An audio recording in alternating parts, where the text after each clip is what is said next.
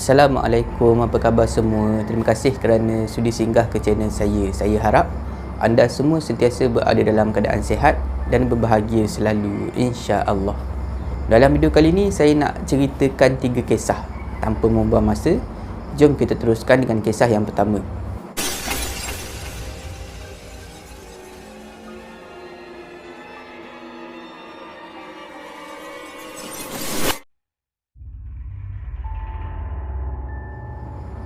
Selamat datang ke segmen Singgah Seram. Untuk kisah ni, saya akan gunakan nama samaran Ain dan Ida untuk memudahkan cerita. Ain dan Ida ada 2 orang kawan. Diorang berempat lah. Diorang berempat ni suka pergi melancong ke luar negara. Dah banyak negara lah yang diorang pergi. Di sekitar Asia sampailah ke negara-negara di sekitar Eropah. Diorang berempat ni pergi melancong dengan cara backpacking. Bila sebut bercuti melancong secara backpacking, kita boleh faham lah macam mana. Maknanya diorang berempat ni kalau pergi ke mana-mana negara, diorang akan berpindah-pindah. Satu hari di bandar ni, esoknya pergi ke bandar lain pula. Macam itulah seterusnya. Maknanya diorang tak akan stay lama di satu-satu tempat tu. Bila dah macam tu, diorang tak akan cari hotel yang mahal untuk menginap. Diorang akan cari motel-motel yang murah saja. Sekadar untuk tidur, untuk berehat, untuk mandi, tukar pakaian. Itu saja. Kisah yang akan saya ceritakan ni berlaku di Thailand. Semasa diorang pergi melancong di Thailand. Bila diorang berempat dah sampai dekat Thailand tu, diorang carilah motel yang murah, macam biasa. Jumpalah satu motel. Motel ni dia bangunan rumah kedai, 2 tingkat. Dah sampai dekat motel tu, diorang pun bayar lah. Bayar untuk semalaman. 4 orang 1 bilik. Yang jaga motel tu adalah seorang aunty, seorang makcik. Makcik tu bagilah kunci dekat diorang. Diorang berempat ni naiklah ke tingkat atas. Bila diorang buka pintu bilik, diorang tengok bilik tu tak luas sangat. Biasa je. Cuma ada satu katil. Katil saiz queen, muatlah untuk 2 orang. Bila dah macam tu, diorang pun berbincang. Siapa yang nak tidur dekat atas katil, siapa yang nak tidur dekat bawah. Masa tu Ain dan Ida yang tidur dekat bawah. Lagi 2 orang tidur dekat atas. Walaupun bilik tu sempit, tapi ceiling dia tinggi. Ceiling dia jenis apa? High ceiling punya design. Maknanya kalau tengok dekat atas tu, tinggilah. Bila diorang berempat dah masuk dalam bilik tu, diorang pun berbaring. Berbaring berehat. Posisi badan diorang, masa diorang berbaring, dia macam bersilang. Yang tidur dekat atas katil macam ni. Kaki dia menghadap ke arah pintu. Manakala Ain dengan Ida pula yang tidur dekat bawah, dia melintang macam ni. Maknanya Ain dengan Ida boleh nampak lah kaki kawan-kawan dia orang yang tidur dekat atas ni. Sedang dia orang berbaring berehat tu, tiba-tiba Ain terperasan sesuatu. Dekat tingkap bilik, bilik tu ada satu tingkap. Dekat tingkap tu, Ain nampak ada satu cangkuk besi dan tergantung satu plastik dekat tingkap tu. Jadi Ain pun bangunlah. Bangun, berjalan pergi dekat tingkap. Dia tengoklah plastik tu. Apa benda plastik ni? Dia tengok-tengok, nampak macam ada sampah dekat dalam plastik. Jadi masa tu Ain tak fikir benda pelik-pelik lah. Dia cuma fikir mungkin sampah ni penyewa sebelum dia orang yang tinggalkan dekat situ. Dan mungkin aunty tu dia terlepas pandang masa cuci bilik tu, masa kemas bilik tu. Jadi Ain pun dia ambil lah plastik tu berserta dengan cangkuk besi tadi, dia buang dalam tong sampah. Masa dia orang sampai dekat motel tu tengah hari. Jadi dia orang pun berehat lah. Berehat sampailah petang. Bila dah masuk waktu petang, dia orang pun keluar daripada bilik motel tu, pergi bersia-sia di sekitar kawasan tu. Dia orang pergilah melawat tempat-tempat menarik, pergi ambil gambar, pergi makan-makan, sampailah malam. Malam barulah dia orang balik ke bilik motel. Bila dah sampai dekat motel tu, Ain dan Ida naik ke atas, nak masuk dalam bilik. Lagi 2 orang lepak dulu dekat luar, tak nak masuk lagi. Masa Ain dan Ida berada di luar pintu bilik, baru nak buka pintu bilik, Ain dah keluarkan kunci lah. Masa Ain nak buka pintu bilik tu, Ida pegang tangan Ain. Sebelah tangan Ida pegang tangan Ain. Sebelah lagi tunjukkan isyarat macam ni. Bila Ain tengok Ida buat macam tu, dia faham lah. Ida suruh jangan bercakap, jangan bersuara dan dengar. Ain pun ikutlah macam mana yang Ida suruh. Dia tak bersuara, dia tumpukan perhatian, dia dengar. Masa itulah Ain dan Ida terdengar ada satu suara daripada dalam bilik dia orang. Suara seorang perempuan menangis. Perlahan aja, sayu aja suara tu. Diorang mula berpandangan antara satu sama lain. Diorang mula bercakap dalam nada yang berbisik. Weh, siapa pula menangis dalam bilik kita ni? Tak tahulah aku. Ke daripada bilik sebelah? Ain pun masukkan kunci, pulas tombol pintu dan mula buka pintu bilik. Keadaan dalam bilik gelap, lampu tak dipasang. Lepas tu Ida pun bukalah suis lampu. Lampu menyala. Masa tu dia orang tengok dalam bilik tu kosong, tak ada siapa-siapa. Barang-barang yang dia orang tinggalkan dalam bilik tu pun masih lagi berada dalam keadaan macam tadi, sama macam tadi. Bila dia orang berdua tengok keadaan bilik okey macam tu, tak ada apa-apa, dia orang fikir mungkin bunyi menangis tadi, orang menangis daripada bilik yang lain. Mungkin dia orang salah dengar. Jadi Ida pun dia ambil lah tuala, dia pergi ke bilik air, dia nak mandi. Ain pula masa tu duduk dekat atas katil. Tak lama lepas tu, 2-3 minit lepas tu, Ain terdengar sekali lagi bunyi suara perempuan menangis. Tadi dah hilang sekejap. Sekarang ni kedengaran semula bunyi suara orang menangis tu. Tapi kali ni Ain pasti bunyi suara perempuan menangis tu betul-betul datang daripada bilik dia orang. Dan bunyi menangis tu kedengaran daripada belah atas, belah siling. Jadi Ain pun dongaklah ke atas, tengok ke arah siling. Bila Ain tengok ke arah siling, Ain sangat-sangat terkejut.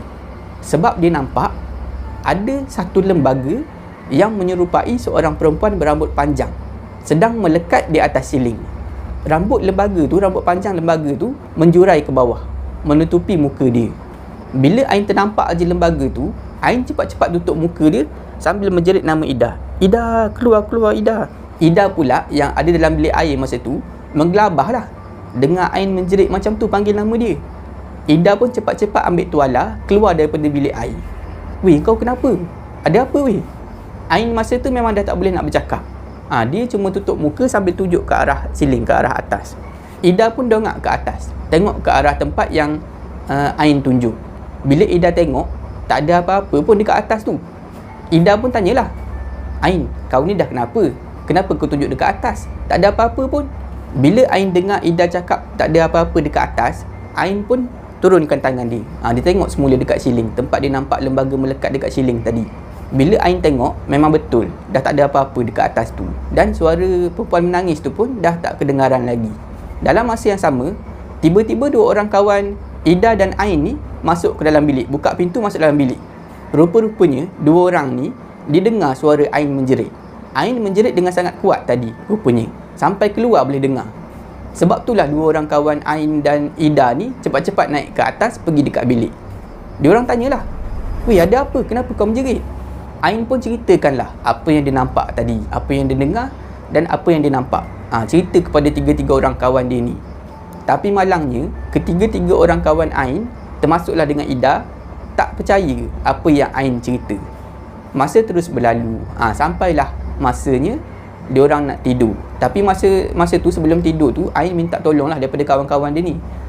Boleh tak kita tidur, jangan tutup lampu. Biarkan lampu terpasang sampailah ke pagi. Kawan-kawan Ain 3 orang ni okey je lah, ikut je lah apa yang Ain nak. Diorang pun boleh tidur. 3 orang kawan Ain ni termasuklah dengan Ida, tidur tanpa masalah. Sekejap aja berbaring terus tidur. Sebab diorang semuanya letih. Berjalan daripada petang tadi sampailah ke malam. Cuma Ain aja yang tak boleh tidur. Dia memang susah nak tidur malam tu sebab dia teringat apa yang dia nampak dekat siling tadi. Tapi walaupun Ain susah nak tidur, dia paksa juga mata dia untuk tidur. Dia pejam aja mata dia.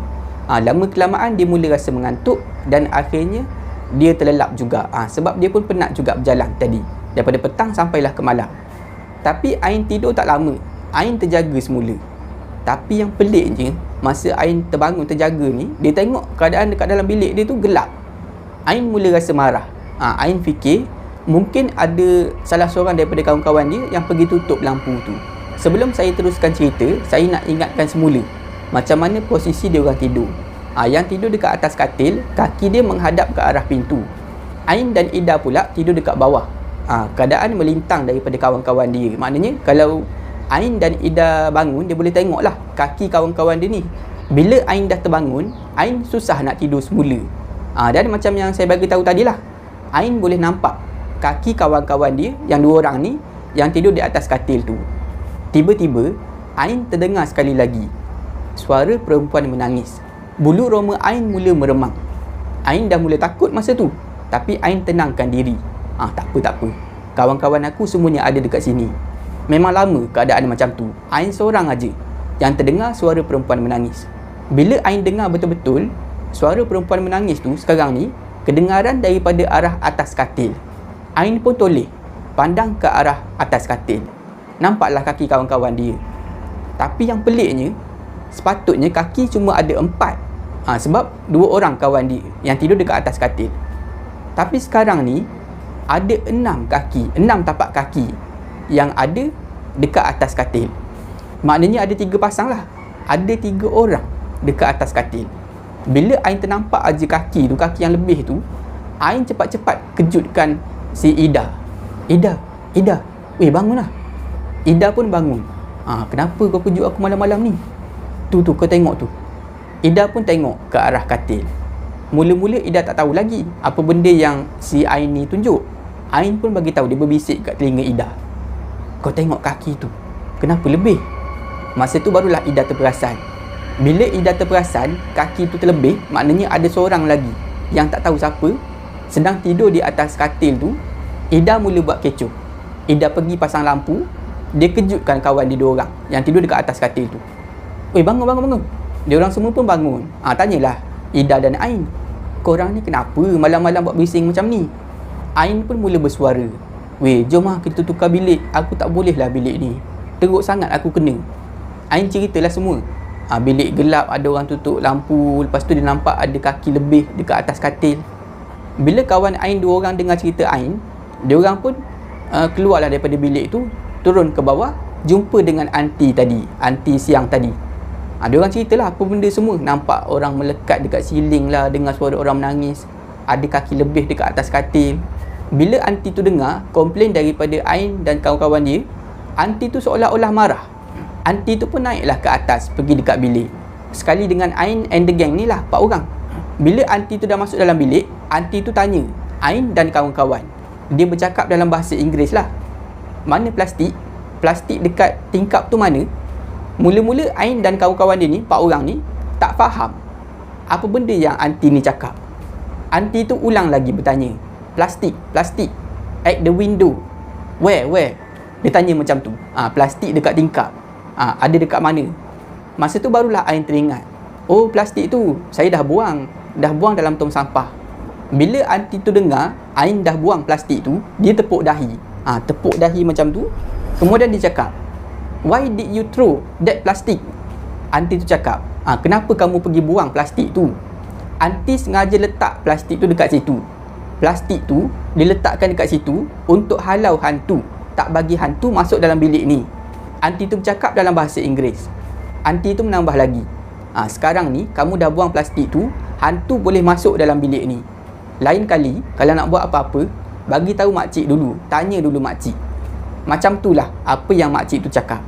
Dipendekkan cerita, malam tu anti bagi bilik lain. Kebetulan ada bilik kosong. Diorang berempat pun tidurlah dalam bilik tu. Itulah kisah pengalaman yang diceritakan oleh Ain, yang dialami ketika diorang berempat pergi bercuti di negara Thailand.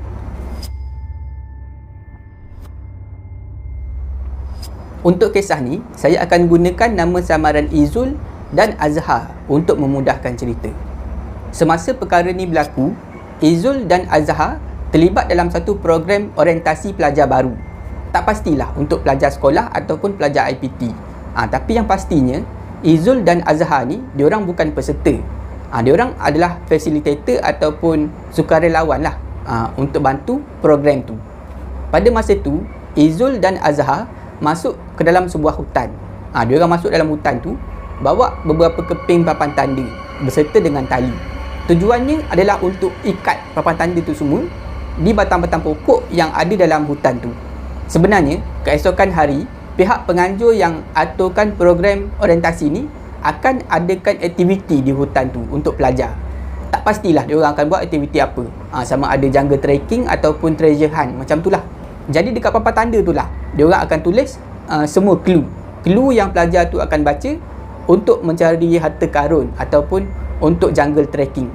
Dipendekkan cerita, Azhar dengan Izul pun pasanglah papan tanda tu, ikat menggunakan tali di batang-batang pokok dekat trek dalam hutan tu yang dah Di tanda awal-awal lagi. Sampai di satu tempat, Izul dan Azhar berpecah. Azhar, kau pergi pasang belah sana, aku pasang belah sini. Macam itulah diorang berpakat. Diorang berdua pun mulalah berjalan ke arah yang bertentangan. Tapi jarak diorang ni tak adalah jauh sangat. Masih lagi boleh nampak. Lagipun hutan tu tak adalah tebal mana. Pokok-pokok pun tak besar sangat. Tak lama lepas tu, Izul pun dah selesai pasang semua papan tanda. Jadi Izul pun bagi tahulah si Azhar ni, "Oi Azhar, aku dah siap ni. Kau dah siap ke belum?" Azhar pun jawab, Ya, aku dah nak siap dah ni. Tunggu sekejap." Izul pun tunggulah Azhar siap buat kerja. Dia berdiri dekat situ. Dia keluarkan handset dia, dia main handset dia. Masa terus berjalan. Daripada 5 minit dah jadi 10 minit. Izul dah mula rasa pelik. Lama betul si Azhar ni. Tadi cakap dah nak habis. Izul pun pandang ke arah tempat di mana Azhar buat kerja tadi. Bila Izul tengok, Azhar dah tak ada dekat situ. Mana pula si Azhar ni? Ke dia dah balik, dah tinggalkan aku dekat sini? Izul mula memanggil nama Azhar. "Azhar? Oi Azhar, kau kat mana?" Tapi tak ada apa-apa respon daripada Azhar. Tak nampak pun Azhar dekat mana. Izul mula memandang ke arah sekeliling. Tak nampak siapa-siapa pun. Izul mula berjalan ke arah tempat kali terakhir dia nampak Azhar. Baru saja 2-3 langkah Izul berjalan, tiba-tiba Izul terdengar bunyi tapak kaki. Macam ada orang pijak ranting, pijak daun di belakang dia. Izul pun toleh ke belakang. Rupa-rupanya si Azhar yang berjalan. Tapi yang peliknya, Azhar ni dia berjalan dalam keadaan yang sangat laju. Dan tak menuju ke arah jalan nak keluar daripada hutan tu. Tapi sebaliknya, Azhar ni dia berjalan menuju ke arah makin dalam ke dalam hutan. Bila Izul nampak si Azhar ni dah salah jalan menuju ke arah lebih dalam ke dalam hutan, Izul pun panggil lah Azhar. "Azhar, oi Azhar, kau nak pergi mana tu? Kau dah salah jalan tu, nak keluar ikut sini, bukan ikut sana." Tapi Azhar langsung tak peduli, tak toleh langsung ke arah belakang. Azhar terus berjalan laju menuju ke arah dalam hutan. Izul mula rasa risau. Izul pun follow Azhar daripada belakang. Makin lama makin dalam, dia orang masuk ke dalam hutan tu. Masa tu, Izul tengok Azhar ni makin laju berjalan. Izul dah mula rasa lain macam. Ada benda tak kena ni. Masa itulah, Izul terdengar ada seseorang memanggil nama dia daripada arah belakang. "Izul! Izul! Kau kat mana?" Izul berasa pelik. Macam suara Azhar. Izul berhenti melangkah. Mula memandang ke arah belakang. Izul tak nampak siapa-siapa pun dekat belakang. Izul toleh balik dekat depan. Bila Izul tengok dekat depan, Azhar tadi yang berjalan laju tadi dah hilang daripada pandangan. Izul mula menjadi bingung. Apa benda yang dah jadi ni?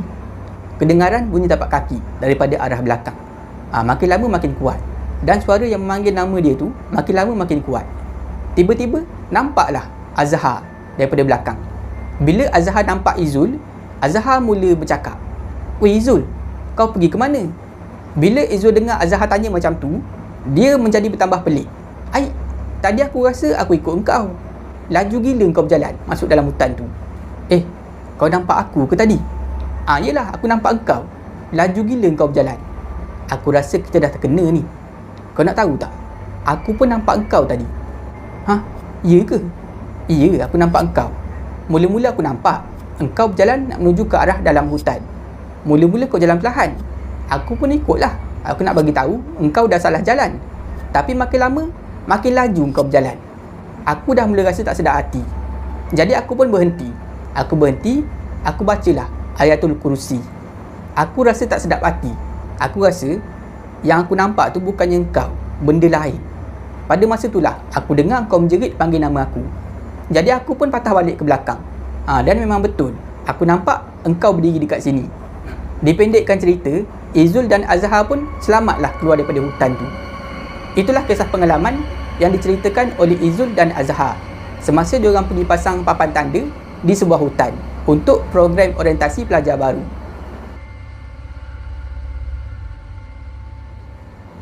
Untuk kisah ni, saya akan gunakan nama samaran Mas untuk memudahkan cerita. Kisah yang akan saya ceritakan ni berlaku kepada Mas keluarga semasa diorang tinggal di sebuah chalet. Mas dah kahwin, ada 2 orang anak. Seorang berusia 5 tahun, seorang lagi berusia 7 tahun. Yang 5 tahun ni perempuan, yang 7 tahun tu pula lelaki. Masa perkara ni berlaku, Mas dan suami dia bercadang nak sambut birthday anak dia yang perempuan tu, yang berusia 5 tahun. Jadi diorang pun plan lah nak menyewa satu chalet ni, nak buat majlis hari jadi dekat situ. Dipendekkan cerita, diorang pun pergilah dekat satu chalet ni.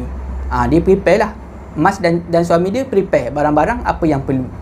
Chalet tu adalah chalet 2 tingkat. Dekat bawah ada dapur, ada ruang tamu apa semualah. Dekat atas pula ada bilik. Bila nak buat majlis sambutan hari jadi ni, faham-faham lah, banyak barang yang perlu disediakan. Mas dah sediakan senarai barang yang perlu dibeli. Banyak yang tertinggal masa tu. Suami Mas dan juga anak Mas yang berusia 7 tahun keluar daripada chalet tu untuk beli barang. Sementara Mas dan juga anak dia yang berusia 5 tahun ni tinggal di chalet. Mas berada dekat dapur masa tu. Mas sedang memasak ayam. Dia nak sediakan ayam lah, ayam perap. Masa tu awal lagi, belum ada lagi tetamu datang.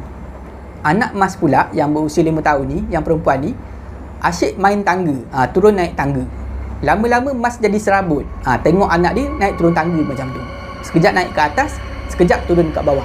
Kacau dia dekat dapur. Jadi Mas pun marah lah anak dia. Kenapa ni main turun-turun naik tangga macam ni? Adik pergi dekat atas, main dalam bilik tu. Anak Mas pun naiklah ke atas, duduk dalam bilik. Sebab dalam bilik tu lah ada mainan dia. Mas simpan dekat dalam bilik tu. Bila anak Mas dah masuk bilik di tingkat atas, Mas dapat dengar suara anak dia bermain. Sebab dapur tu betul-betul berada di bawah bilik dia orang dekat tingkat atas. Keadaan dekat sekitar chalet tu sunyi. Jadi tak dengar apa-apa, melainkan suara anak dia di tingkat atas sedang bermain-mainan. Tak lama lepas tu, Mas terdengar suara anak dia bercakap. Seolah-olah sedang bercakap dengan seseorang. Panjangnya rambut awak. Awak datang daripada mana? Bila Mas dengar anak dia cakap macam tu, bulu roma dia serta-merta meremang. Sebab Mas tahu, dalam rumah chalet tu cuma ada dia dan anak dia je. Tak ada orang lain. Mas pun menjerit. Panggil anak dia supaya turun ke bawah.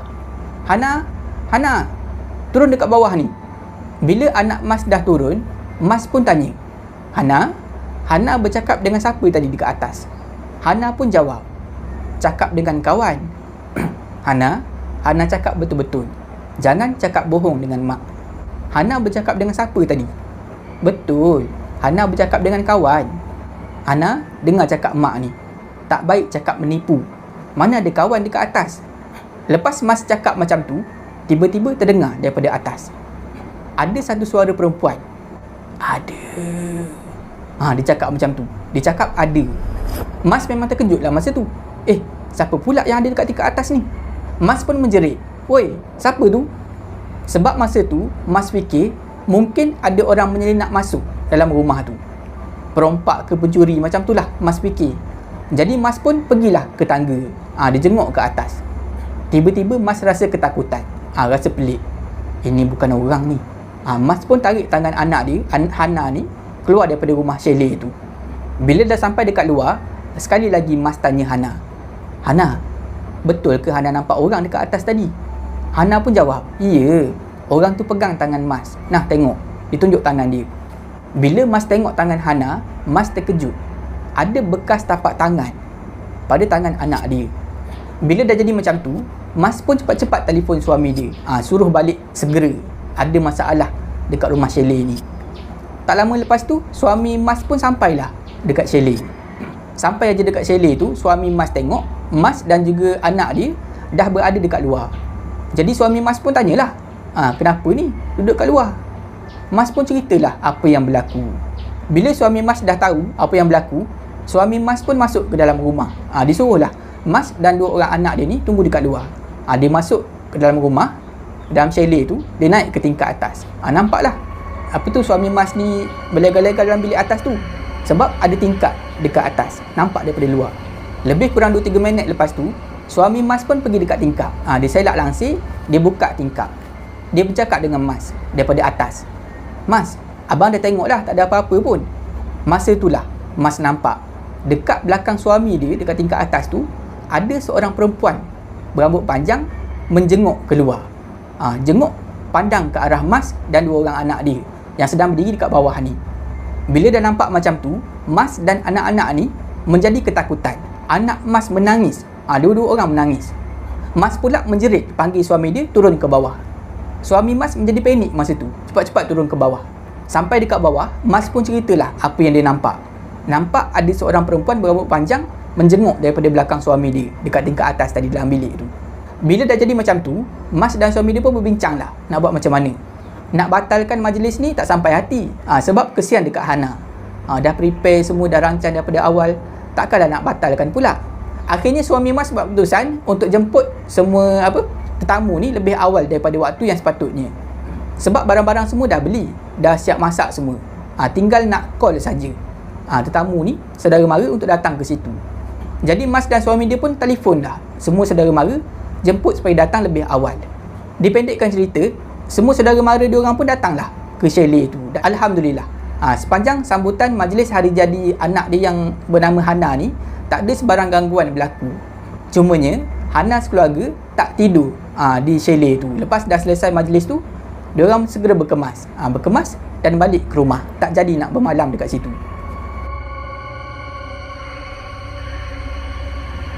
Setakat itu saja video saya pada kali ini. Saya harap anda semua terhibur. Jika anda suka video ni, jangan lupa like, share dan komen video ni. Jangan lupa subscribe dan tekan butang loceng untuk dapatkan notifikasi video saya yang seterusnya. Bagi anda yang nak berkongsi kisah seram, boleh hantar ke alamat email yang tertera dekat bawah. Janganlah takut kepada makhluk, tetapi takutlah kepada pencipta segala makhluk. Semoga kita bertemu lagi di video saya yang seterusnya, insya-Allah. Assalamualaikum.